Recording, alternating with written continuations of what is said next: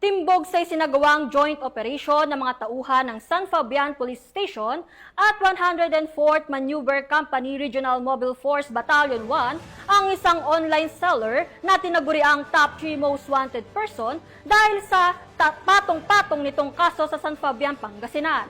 Ang balitang hatid ni Police Corporal Mark Anthony Pico. Ng mga operatiba ng San Fabian Police Station kasama ang 104th Maneuver Company ng RMFB-1 ang isang 34 na taong gulang na babae sa Barangay Lungos Central, San Fabian, Pangasinan noong July 8, 2025. Kinilala ang naaresto na si alias Vina, may asawa, isang online seller at residente ng nasabing barangay.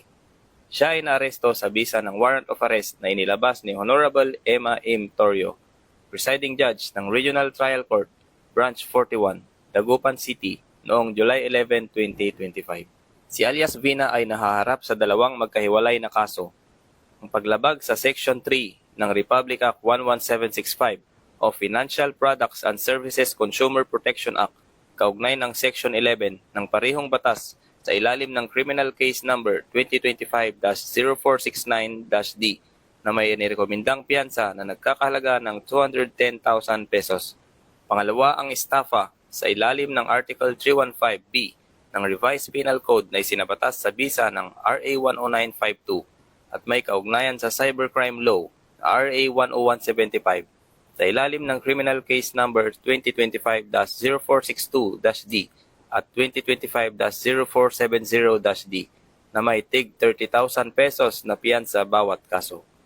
Sa ngayon, nasa kustodiya na ng San Fabian Police Station ang suspect para sa karampatang dokumentasyon at paghahanda sa pagpresenta sa kanya sa korte.